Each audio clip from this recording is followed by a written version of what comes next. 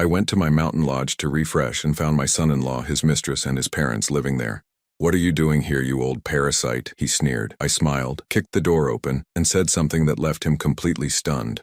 "I'm glad to have you here. Follow my story until the end and comment the city you're watching from, so I can see how far my story has reached. My name is Bruce, and at 67 years old, I thought I'd seen every betrayal life could throw at me. I was wrong. The drive up to Pine Ridge Lodge had always been my sanctuary. Martha and I bought this place 32 years ago, back when Caroline was just a teenager with dreams bigger than her small-town reality. The winding mountain road, the smell of pine needles, the absolute silence that could heal any wound. This was our refuge from the world. After Martha's funeral 3 months ago, I knew I needed this place more than ever. The gravel crunched under my tires as I pulled into the familiar driveway, but something was wrong immediately. There were 3 cars parked where mine should be. A flashy red convertible, a massive black SUV, and an older sedan. My heart started pounding, not from exertion but from a creeping sense of dread. I grabbed my overnight bag and walked toward the front door. The closer I got, the more wrong everything felt. There were voices inside, laughter, music playing. The windows that should have been dark were blazing with light. Someone was living in my lodge. I fumbled with my keys, my hands shaking slightly. Maybe Caroline had arranged for a caretaker. Maybe she'd rented it out without telling me. There had to be a reasonable explanation. I turned the key and pushed open the door. The scene that greeted me was like a punch to the gut. My son-in-law, Alan, was sprawled across my favorite leather recliner, the one Martha bought me for my 60th birthday.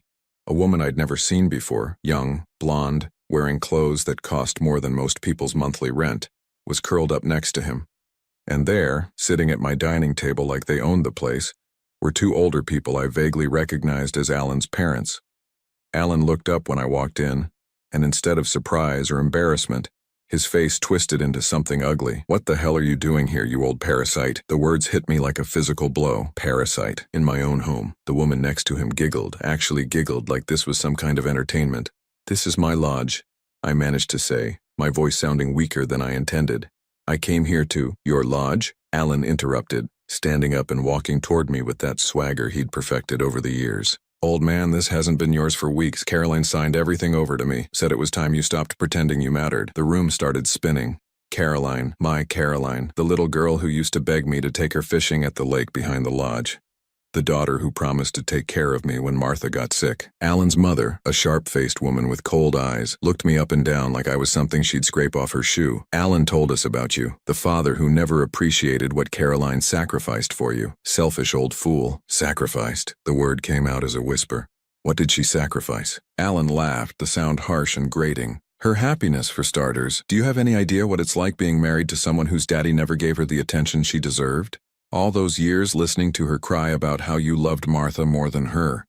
My chest tightened. Caroline had cried about that when? Why hadn't she talked to me? "And now," Alan continued, walking closer until I could smell the expensive whiskey on his breath, "she's finally free. Free from your guilt trips, your neediness, your constant demands for attention. She told me to tell you, if you ever showed up here, that you're not welcome anymore." The blonde woman on the couch stretched like a cat and smiled at me with perfect teeth. "Maybe you should call first next time, Grandpa. This is awkward." Alan's father, a thick-set man with cruel eyes, set down his beer and joined the conversation. "Son's right. Caroline made it crystal clear. You've taken enough from this family. Time to step aside and let the real earners enjoy what they've worked for." Worked for? I'd built my construction business from nothing. Martha and I had scrimped and saved for decades to afford this place. Alan had never worked an honest day in his life, jumping from one get-rich-quick scheme to another while Caroline made excuses for him. "I need to call Caroline," I said, reaching for my phone with trembling hands. "Go ahead," Alan smirked, "but I'll save you the trouble. She doesn't want to talk to you. Hasn't for months. Every time your name comes up, she gets that look, you know, like someone just told her about a root canal." The cruelty in his voice was casual, practiced. This wasn't anger. This was entertainment for him.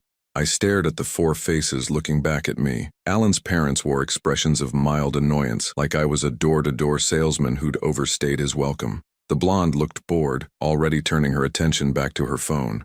And Alan? Alan looked satisfied, like he'd been waiting for this moment for years. My legs felt weak. I grabbed the doorframe to steady myself. "Where am I supposed to go?"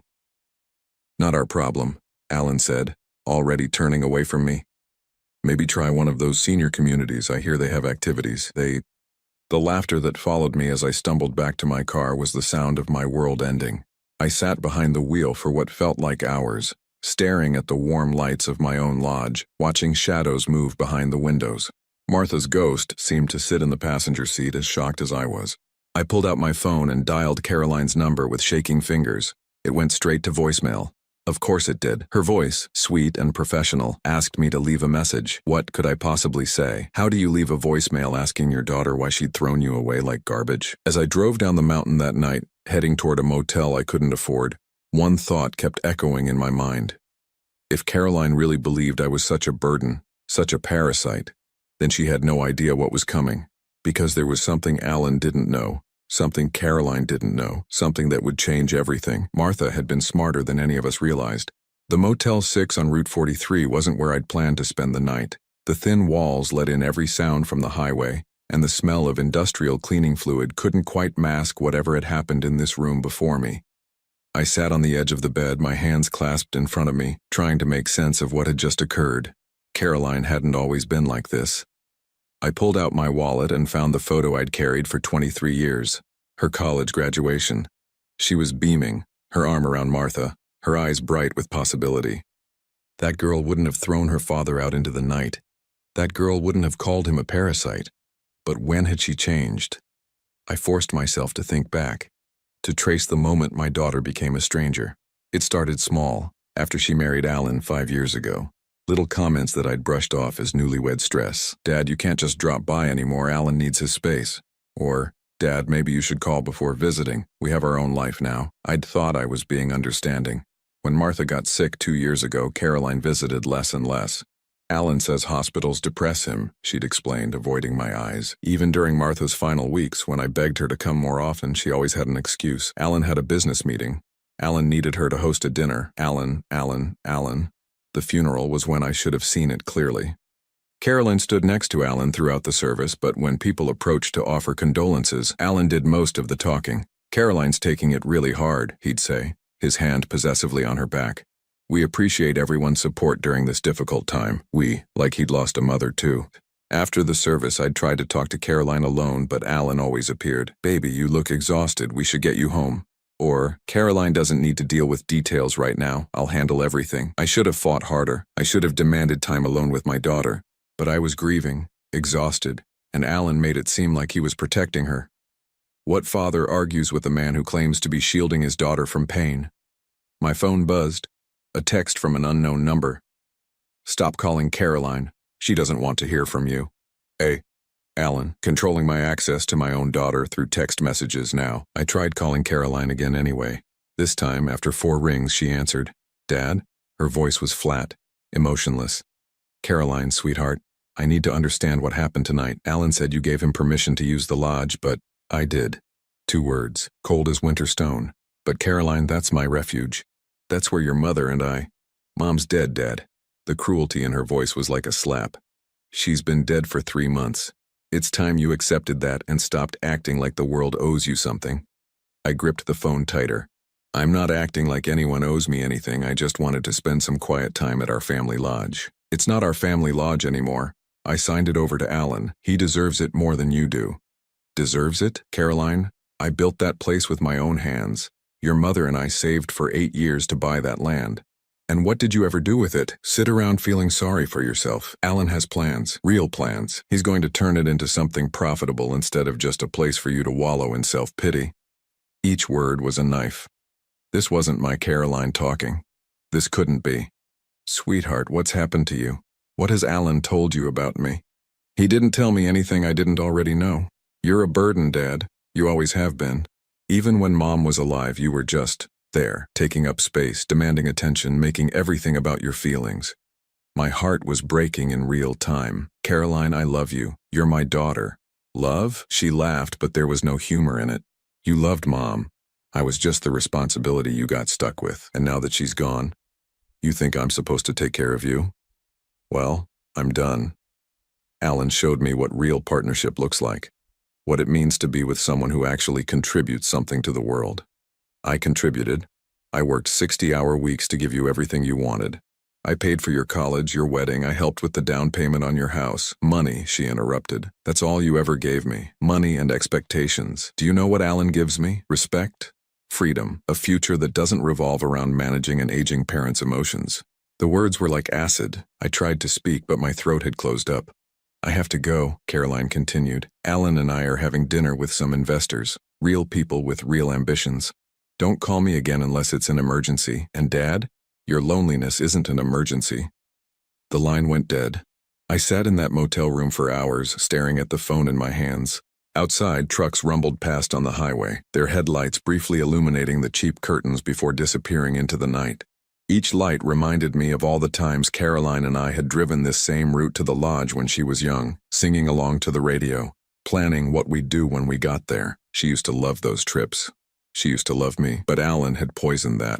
Somehow he'd convinced my daughter that her father was a burden, a parasite, someone to be discarded. He'd taken my grieving, vulnerable child and twisted her into someone I didn't recognize. The worst part was the way she'd talked about Martha. Mom's dead, Dad. Like our 38-year marriage was just something inconvenient to move past.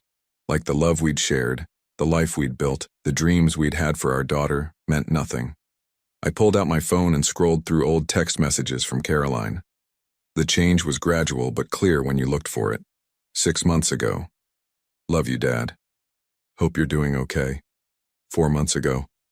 Can't talk long, Alan and I are busy. 2 months ago. Please stop calling so much. I'll contact you when I can. Alan hadn't just stolen my lodge. He'd stolen my daughter. He'd convinced her that everything I'd ever done for her was somehow selfish. That every expression of love was actually manipulation. That every moment of grief was just attention-seeking. And Caroline had believed him. Worse, she'd embraced it. The venom in her voice when she called me a burden wasn't learned behavior. That was real anger, real resentment. Alan hadn't created those feelings. He'd just given her permission to express them. I lay back on the thin motel pillow and closed my eyes. Somewhere in my chest, next to the pain of losing my daughter, something else was growing. Not anger, not yet, but a cold, quiet certainty. Caroline thought she knew everything about her inheritance, about what Martha and I had planned for our family's future. Alan thought he'd won some great victory by convincing my daughter to sign over the lodge. They both thought they understood what they were dealing with. But there was something hidden, something that would change everything, something that Martha had insisted we keep secret until the right moment. That moment was coming sooner than anyone expected. The next morning, I sat in a diner off Interstate 75, nursing my third cup of coffee and trying to figure out what to do with the rest of my life. The waitress, a kind woman probably around Caroline's age, kept refilling my cup without being asked. Maybe she recognized the look of a man whose world had collapsed overnight. My phone had been buzzing all morning with calls from an unknown number. I'd been ignoring them, assuming it was Alan harassing me further, but when it rang for the 8th time, I finally answered. Mr. Henderson? The voice was professional, female, unfamiliar. Yes, this is Patricia Wells from Wells, Martinez and Associates. I was your wife's attorney. I've been trying to reach you regarding some urgent matters concerning Mrs. Henderson's estate. My heart skipped. Martha's attorney. I thought everything was settled. The will was read 3 months ago. Sir, I need to meet with you immediately. There are complications that need to be addressed. Are you available this afternoon? Something in her tone made my stomach tighten. What kind of complications? I'd prefer to discuss this in person. Can you come to my office at 2 o'clock? It's regarding documents Mrs. Henderson left in my care with very specific instructions. I agreed, and spent the rest of the morning driving to town, my mind racing. What documents? Martha and I had gone through everything together when she got sick. Her will was straightforward. Everything to me, and upon my death, everything to Caroline. What could possibly be complicated about that? Patricia Wells looked exactly like what you'd expect from a small-town estate attorney. Practical gray hair, no-nonsense glasses, and the kind of direct gaze that had probably seen every family secret imaginable. Her office was lined with law books and family photos, giving it a warmth that made me feel slightly less anxious. Mr. Henderson, please sit down. She gestured to a chair across from her desk. What I'm about to tell you may come as a shock. I gripped the arms of the chair. Just tell me. She opened a thick file folder and pulled out a document I'd never seen before. 3 weeks before your wife passed away, she came to see me. She was very specific about timing. These instructions were only to be carried out if certain conditions were met. What conditions? Patricia studied my face carefully. If Caroline ever took action to remove you from your family property, or attempted to claim your assets while you were still alive, The room went silent except for the ticking of an old grandfather clock in the corner. "What are you saying?" Mrs. Henderson suspected that Caroline's marriage to Alan would eventually lead to financial manipulation. She was particularly concerned about your mountain lodge and your overall financial security. I leaned forward. Martha never said anything to me about being concerned. She didn't want to worry you, especially while she was fighting cancer, but she made several phone calls to me during her final weeks. Apparently, Caroline had made some comments about the lodge being wasted on you two, and Alan had been asking very specific questions about your assets. My mind reeled. Martha had known. She'd seen what I'd been blind to. Patricia pulled out another document. "Mr. Henderson, what I'm about to show you is a second will, a codicil to the original that your wife executed without Caroline's knowledge." "A second will? The original will you heard 3 months ago was incomplete. Mrs. Henderson created this additional document that would only take effect under specific circumstances.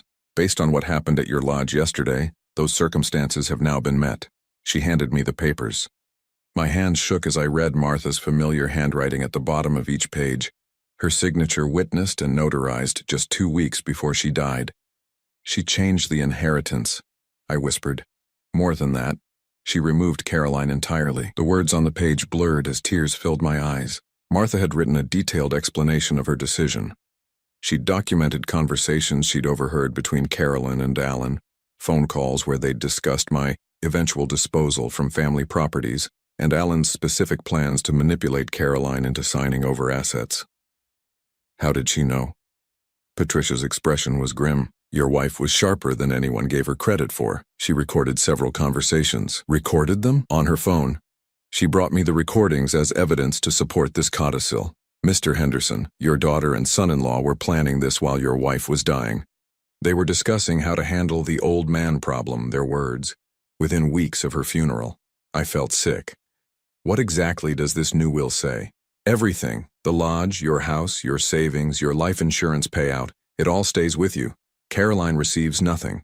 Furthermore, if she attempts to contest this will or take any legal action against you, the entire estate goes to the American Cancer Society in your wife's name." My head was spinning. "But Caroline already signed over the lodge to Alan." She said, "She can't sign over what isn't hers. The lodge was never transferred to Caroline's name. According to your wife's original will, you inherited everything. Caroline only had inheritance rights upon your death. Since you're very much alive, she had no legal authority to transfer that property to anyone. But Alan is living there right now." Patricia nodded grimly, "Which makes him a trespasser. Your wife anticipated this possibility too. She included provisions for immediate eviction and prosecution if anyone attempted to occupy your properties without permission." I stared at the documents in my hands. Martha, my sweet, quiet Martha, had outmaneuvered them all. Even while fighting cancer, even while pretending to accept Caroline's new attitude, she'd been protecting me. "There's more," Patricia continued. "Mrs. Henderson also left you these." She handed me a sealed envelope with my name on it in Martha's handwriting. Inside were 3 letters, one addressed to me, one to Caroline, and one marked, "To be delivered if legal action is required." I opened the one addressed to me with trembling fingers. "My dearest Bruce, if you're reading this, then our daughter has broken my heart in exactly the way I feared she would. I've heard the conversations she doesn't think I'm aware of. I've listened to Alan's plans for our family's future, plans that don't include you living with dignity. I pretended not to hear because I hoped she would come to her senses. I hoped her love for you would overcome Alan's influence. I was wrong. Bruce, you are not a burden. You are not a parasite.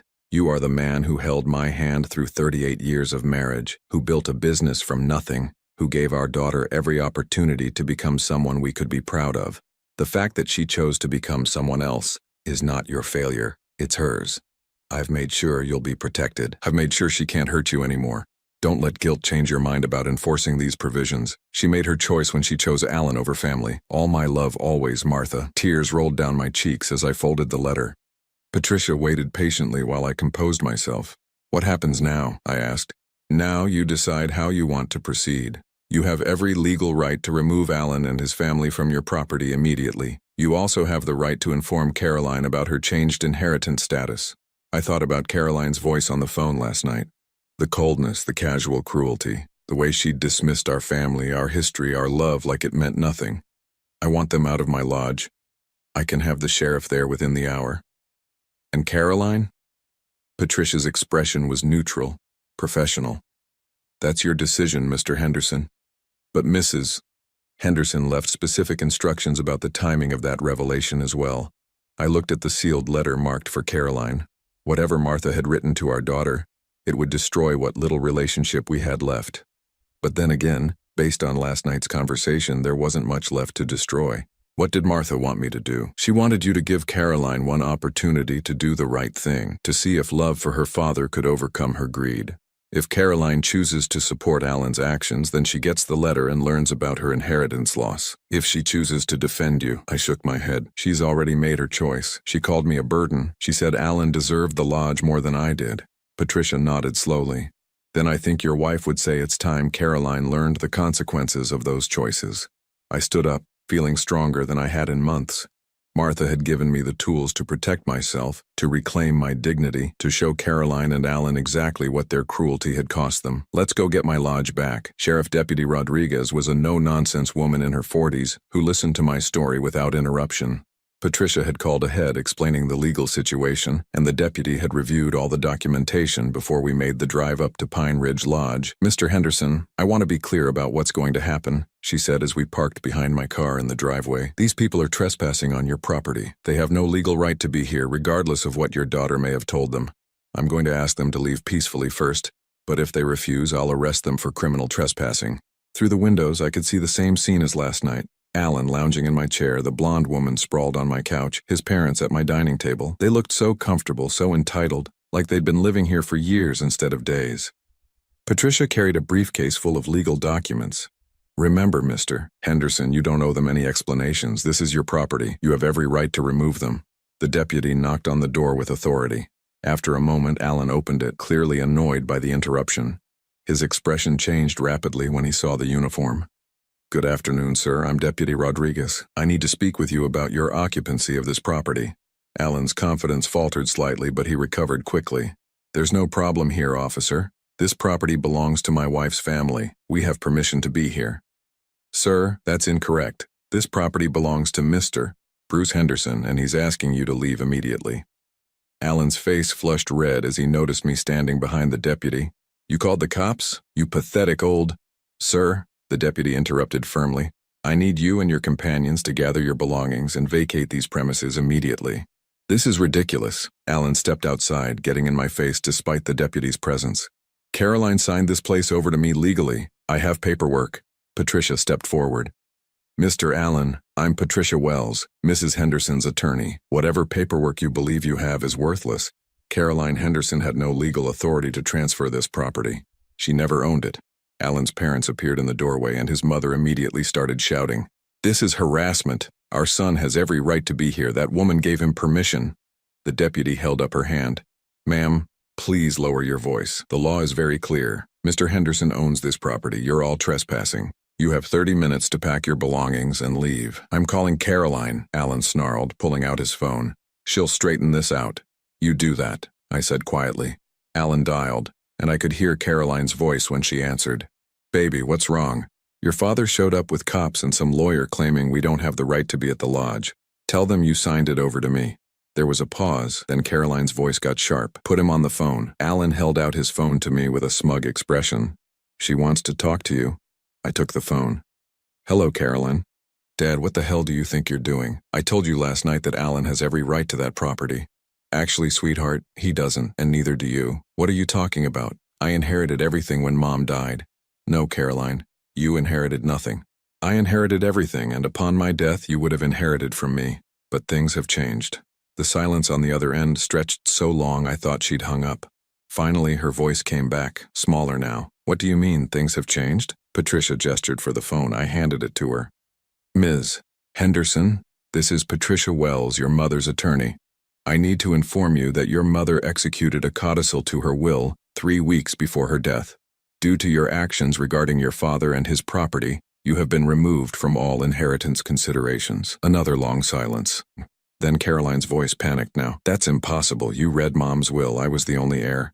I read the portion of your mother's will that was relevant at the time. The codicil was only to be executed if certain conditions were met. Your decision to remove your father from his property and transfer it to your husband met those conditions.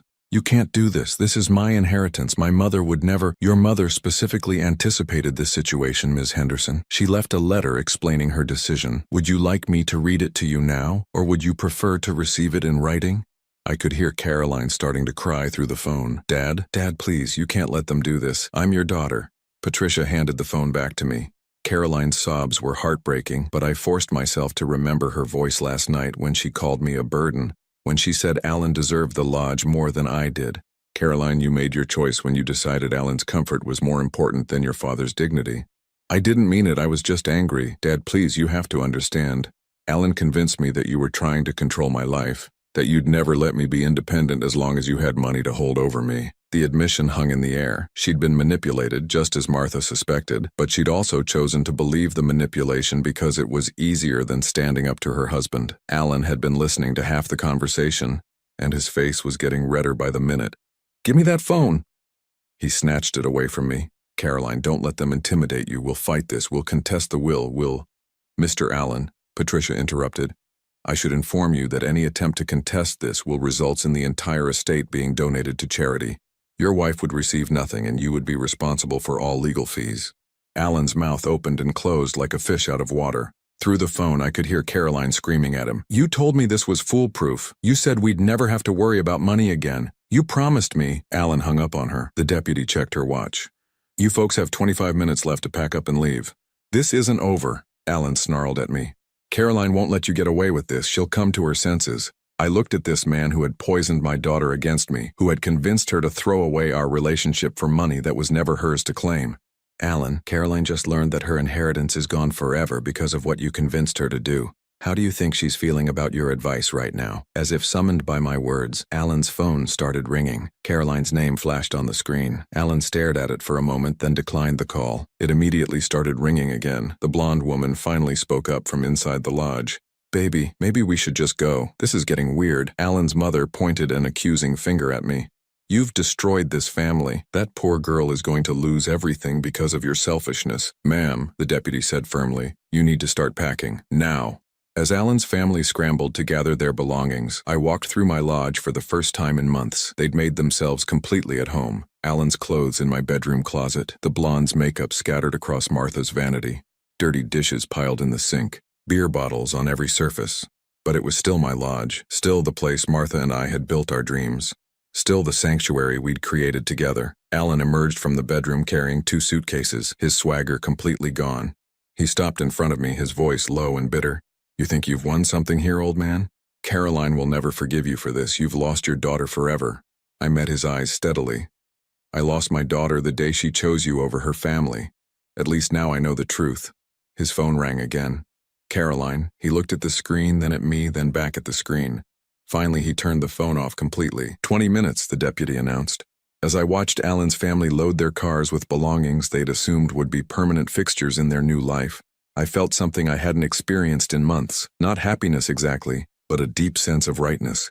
Martha had protected me even after death. She'd seen what I couldn't see, planned for what I couldn't imagine, and given me the tools to reclaim my dignity. The cars pulled out of the driveway one by one. Alan's convertible, his parents' sedan, the blonde's SUV. I stood on the porch watching their taillights disappear down the mountain road. My phone buzzed with a text from Caroline. Dad, please call me. We need to talk. I'm so sorry I made a terrible mistake. I stared at the message for a long time. Then I deleted it and put my phone away. Inside the lodge, Patricia was organizing the legal documents. Mr. Henderson, I need to ask, do you want me to deliver your wife's letter to Caroline? I thought about my daughter, probably sitting in her house right now realizing that her marriage to Alan had cost her everything. Part of me felt sorry for her. But a larger part remembered her voice last night. The casual cruelty, the ease with which she'd dismissed decades of love and sacrifice. Yes, I said finally. She needs to know exactly why this happened. She needs to understand that her mother saw through Alan's manipulation, even if she couldn't. Patricia nodded and made a note in her file. I'll have it delivered tomorrow. That night I sat in my recliner for the first time in months, looking out at the mountain vista that had always brought me peace. My phone rang several times, Caroline's number, but I didn't answer. For the first time since Martha's death, I felt like I could breathe again. The next 3 weeks at Pine Ridge Lodge were the most peaceful I'd experienced since Martha's death. I spent my days cleaning up the mess Alan's family had left behind, restoring the place to the sanctuary it had always been. I threw out their leftover food, washed their dirty dishes, and scrubbed away every trace of their presence. It felt like an exorcism, but Caroline wouldn't let go. The call started the morning after Patricia delivered Martha's letter to her. My phone would ring 15, 20 times a day. When I finally blocked her number, she started calling from Alan's phone. When I blocked that, she used numbers I didn't recognize. Friends, probably, or maybe Alan's family. I never answered, but she left voicemails. Dad, please. I read Mom's letter. I understand now. I see what Alan did to me, how he manipulated me. Please just talk to me. I'll do anything to make this right. Delete. Dad, I left Alan. I moved out. I can't stay married to someone who turned me against my own father. Please call me back. I need you. Delete. Dad, I'm staying at the Hampton Inn on Madison Street. Room 207. Please come see me. I'm so sorry. I'm so sorry. Delete. The voicemails got more desperate as the days passed. Caroline crying, begging, promising things would be different. But I remembered what Martha had written in her letter to me about the conversations she'd overheard, about Caroline and Alan discussing my disposal while Martha was dying. Some betrayals cut too deep for apologies to heal. On a Thursday morning, I was sitting on the porch with my coffee when a car pulled into the driveway. My heart sank when I recognized Caroline's blue Honda. She'd driven the 3 hours from Atlanta to ambush me in person. She got out of the car slowly, and I was shocked by how terrible she looked. She'd lost weight. Her eyes were red and swollen, and her usual perfect appearance was disheveled. She looked like she'd been crying for weeks. Dad? Her voice was small, uncertain. I didn't get up from my chair. Caroline. She walked toward the porch hesitantly, like she was approaching a wild animal that might bolt. Thank you for not calling the police. I thought about it. She flinched. Dad, I need you to know that I read Mom's letter. All of it. I know what she heard, what Alan and I said. I know how terrible it was. I took a sip of my coffee and waited. I left him, she continued, her voice breaking. The same day I got the letter, I packed my things and walked out. I can't be married to someone who destroyed my relationship with my father. Little late for that revelation, Caroline started crying. I know it's too late, but Dad, you have to understand, Alan was so convincing. He made me believe that you were holding me back, that you'd never let me be independent as long as you had control over family money. He said you'd use the inheritance to manipulate me for the rest of my life. And you believed him? Yes, God help me. Yes, I believed him. Because it was easier than admitting that I'd married a manipulative bastard who was only interested in my family's money. I studied her face. The tears seemed genuine. The remorse seemed real. But I also remembered her voice on the phone that night, the casual cruelty when she called me a burden, the ease with which she dismissed our entire relationship. Caroline, do you remember what you said to me that night when I called you from the motel? She closed her eyes. Yes. Tell me. I called you a burden. I said Alan deserved the lodge more than you did. I said Mom was dead and you needed to accept it and stop feeling sorry for yourself. You said I was just there, taking up space, demanding attention. You said all I ever gave you was money and expectations. I know. Her voice was barely a whisper. Did Alan force you to say those things? No. Did he have a gun to your head? No, Dad, but you don't understand. I understand perfectly. You meant every word. Alan didn't put those thoughts in your head, he just gave you permission to say them out loud. Caroline dropped to her knees on the gravel driveway. Please, Dad, I'll do anything. I'll go to therapy. I'll get help. I'll spend the rest of my life making it up to you. Get up, Caroline, don't grovel. She stood slowly, wiping her face with her sleeve. What can I do? There has to be something I can do to earn your forgiveness. I looked at my daughter, really looked at her. The little girl who used to beg me to take her fishing. The teenager who made me homemade Father's Day cards. The young woman who danced with me at her wedding, promising that Alan would never come between us. Caroline, do you know what your mother wrote in her letter to you? Some of it was hard to read. My hands were shaking. She wrote that she'd heard you and Alan planning my disposal while she was dying, that you discussed how to handle the old man problem within weeks of her funeral. Is that true? Caroline's face crumpled. Yes. She wrote that you told Alan I was emotionally needy and financially controlling. That you said the lodge was wasted on someone like me who just used it to wallow in self-pity. Yes. She wrote that you laughed when Alan called me a parasite, that you agreed I was a burden you couldn't wait to be free of. Caroline was sobbing now, her whole body shaking. Yes, it's all true, every horrible word. I set my coffee cup down and stood up. Then you understand why forgiveness isn't possible. Dad, please, you didn't just betray me, Caroline. You betrayed your mother while she was dying. You plotted against me while I was grieving. You took the love I gave you for 32 years and decided it was worthless. I was wrong. I was so wrong. Yes, you were. And now you're facing the consequences. I walked toward the front door, then stopped and turned back to her. Your mother protected me from you. Even when she was dying, even when she should have been focused on her own pain, she was planning how to save me from my own daughter's greed. Do you understand how heartbreaking that is? Caroline nodded, tears streaming down her face. I lost my wife and my daughter in the same year, but at least Martha died still loving me. You're alive, and you threw that love away for a man who's probably already moved on to his next victim. He has, she whispered. He moved in with that blonde woman the day I left. I wasn't surprised. Then you've lost everything, haven't you? Your husband, your inheritance, your father. Was it worth it? No, God, no, it wasn't worth any of it. I opened the front door. Caroline, I want you to leave now, and I don't want you to come back. Dad, wait. What if I need you? What if there's an emergency? I paused in the doorway. Then you'll handle it the same way you planned to handle everything else after my disposal. On your own. I went inside and closed the door. Through the window, I watched Caroline stand in the driveway for nearly 10 minutes, staring at the lodge like she was memorizing it. Finally, she got in her car and drove away. My phone rang an hour later. Unknown number. Mr. Henderson, this is Dr. Sarah Chen from Piedmont Hospital in Atlanta. I'm calling about your daughter, Caroline Henderson. She was brought in about 30 minutes ago. My blood ran cold. What happened? Sir, she's been in a car accident. She's stable, but she's asking for you. She says you're her emergency contact. I gripped the phone tighter. How bad is it? She has a concussion and some bruised ribs, but she'll recover fully. Mr. Henderson, she's very upset. She keeps saying she needs to talk to her father, that it's urgent. I closed my eyes. Even now, even after everything, she was still my daughter.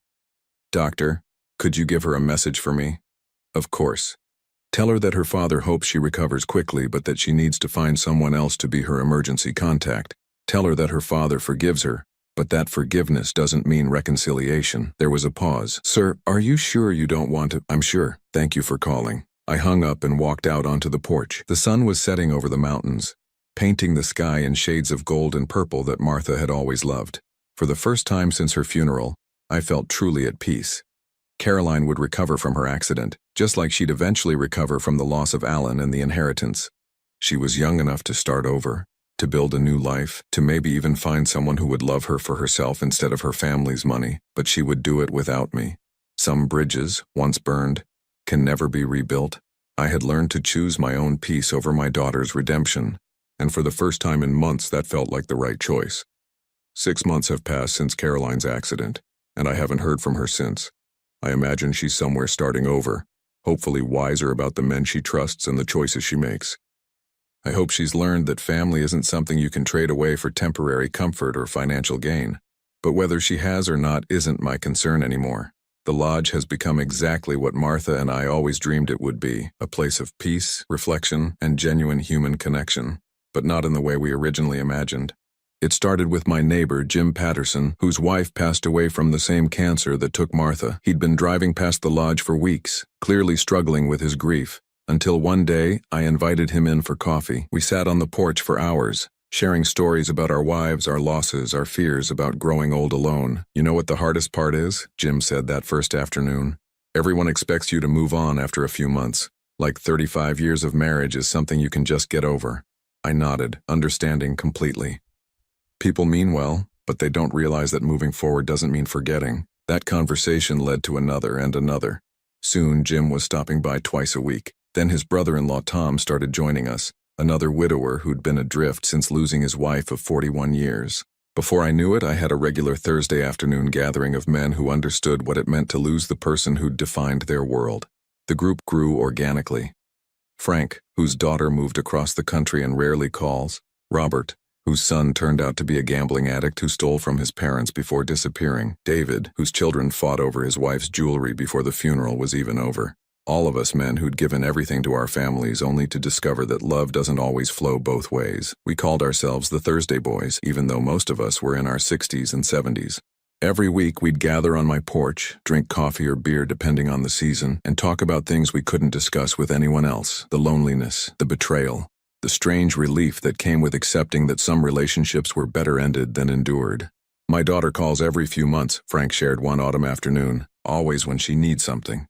Money, advice about her marriage, someone to watch her kids when her regular babysitter cancels. But when I call her just to talk, she's always too busy. At least she calls, Robert said bitterly. I haven't heard from my son in 2 years. Last I heard, he was living in Las Vegas, probably gambling away whatever money he managed to steal from someone else.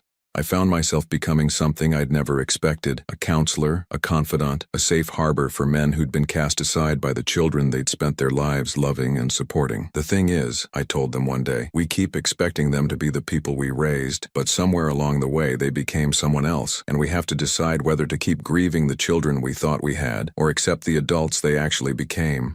It was Jim who suggested I write down some of the insights we'd discovered in our weekly talks. Bruce, you have a way of putting things that make sense. Other people need to hear this. I started small, just jotting down thoughts about grief, family relationships, and the particular challenges of aging when your children have written you off. But as the weeks passed, those thoughts became essays, and those essays became something more substantial. I never intended to publish anything. The writing was therapeutic, a way to process not just Martha's death, but Caroline's betrayal, and my own journey toward accepting both losses.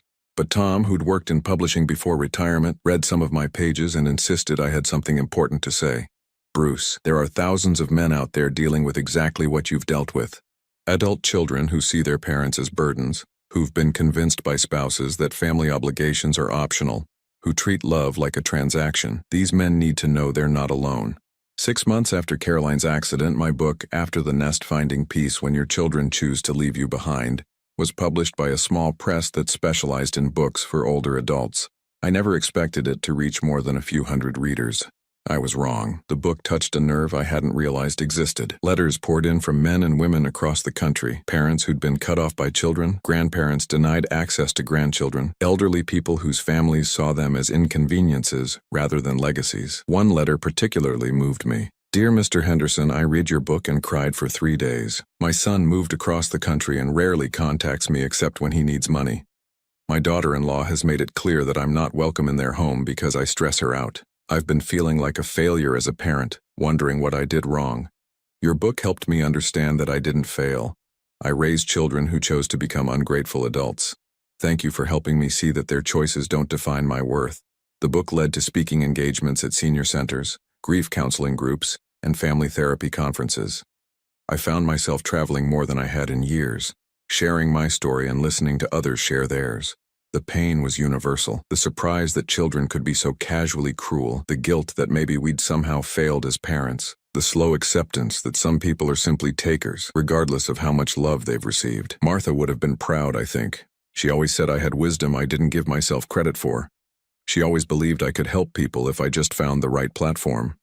The lodge became a retreat center of sorts. Men from the Thursday Boys group started bringing friends. Sons and daughters who'd been abandoned by their own adult children, widows and widowers who'd discovered that grief was easier to bear in the company of people who understood it. We never charged anyone anything. The lodge was big enough to accommodate several guests, and I found that I enjoyed the company. After decades of living for other people, I'd discovered the pleasure of living with people who actually wanted to be around me. One crisp October morning, almost exactly a year after Alan had called me a parasite in my own living room, I was sitting on the porch reading letters from readers when a car pulled into the driveway. My heart didn't sink this time. Caroline's blue Honda had been replaced months ago, and she'd respected my request not to return. But when the driver got out, I recognized her immediately. Patricia Wells, Martha's attorney. Mr. Henderson, she said, walking toward the porch with a thick envelope in her hand. I hope you don't mind the unannounced visit. I have something I think you'll want to see. I gestured to the chair next to mine. Of course, coffee? That would be lovely. After I'd poured her a cup, she handed me the envelope. This came to my office yesterday. It's from Caroline. My stomach tightened. Patricia, I thought I made it clear. Just read it, Bruce, then decide what you want to do. I opened the envelope reluctantly. Inside was a single sheet of paper and a check. The check was made out to the American Cancer Society for $25,000, Caroline's entire savings account based on the amount. The letter was brief. Dad, I know you don't want to hear from me, and I'm respecting that by sending this through Mrs. Wells. I wanted you to know that I've spent the last year in therapy, working to understand how I became someone who could treat her father the way I treated you. I've learned that Alan was manipulative, but I was willing to be manipulated because his version of me, someone who deserved more than what I had, felt better than the truth. The truth was that I was spoiled, entitled, and completely unprepared for the responsibility of loving someone unconditionally. I can't undo what I said to you. I can't take back the cruelty or the betrayal, but I can make sure that Mom's work fighting cancer continues, even though I forfeited any right to carry on her legacy myself. I'm not asking for forgiveness. I'm not asking for anything. I just wanted you to know that I finally understand what you and Mom tried to teach me about love, sacrifice, and family. I learned it too late to save our relationship, but maybe not too late to save myself from becoming someone even worse. I hope your life is peaceful.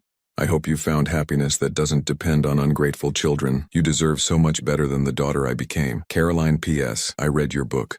I'm proud of you for helping other people find the peace I stole from you. I set the letter down and stared out at the mountains. Patricia waited patiently while I processed this final communication from my daughter. She read the book? I asked finally. Apparently. She mentioned it specifically when she dropped off the donation. How did she look? Patricia considered her words carefully. Older, sadder, but not broken.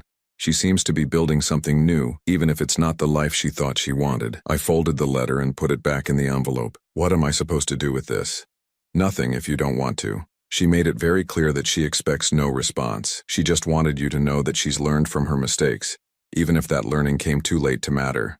I thought about the last year, the peace I'd found, the community I'd built, the purpose I'd discovered in helping other people navigate their own family betrayals. Caroline's absence had become a gift, freeing me to create a life based on mutual respect and genuine affection rather than obligation and guilt. Patricia, could you do me a favor? Of course. If you see Caroline again, tell her that her father is proud of her for taking responsibility for her choices. Tell her that her mother would be proud of her for honoring cancer research. And tell her that holding on to anger takes too much energy that could be better spent elsewhere. Patricia nodded. Is that forgiveness? I thought about it. It's acceptance. Sometimes that's the best we can do. After Patricia left, I walked through the lodge, appreciating the life I'd built from the ashes of my old one. The walls were covered with photos of the Thursday boys, letters from readers, certificates from organizations where I'd spoken about resilience and rebuilding. This wasn't the life Martha and I had planned. We'd envisioned grandchildren running through these halls, family dinners around the big table, Caroline and her husband, whoever that might have been, carrying on the legacy of love we'd tried to build. Instead, I'd found something different but equally valuable. A chosen family of people who understood loyalty, reciprocity, and the simple pleasure of being appreciated rather than taken for granted. A purpose that grew from loss rather than avoiding it. That evening, as I sat on the porch, watching the sunset paint the mountains in Martha's favorite colors, I realized something profound. I was happy, not despite losing Caroline, but because losing her had forced me to discover who I was beyond being her father. Some endings, I've learned, are actually beginnings in disguise. Some losses clear the path for gains you never imagined possible. And sometimes, the greatest gift you can give yourself is the permission to stop fighting for relationships that were over long before you realized it. Martha had protected me with her final will, but the real protection had come from learning to protect myself. From understanding that love given freely should be received gratefully and that settling for less diminishes everyone involved. The Thursday boys would be here tomorrow, bringing their stories, their struggles, and their gradual acceptance that peace is possible even after profound disappointment. My readers would continue to write, finding comfort in knowing they weren't alone in their complicated grief. And I would continue to build this unexpected life, one day at a time, one relationship at a time, one choice at a time.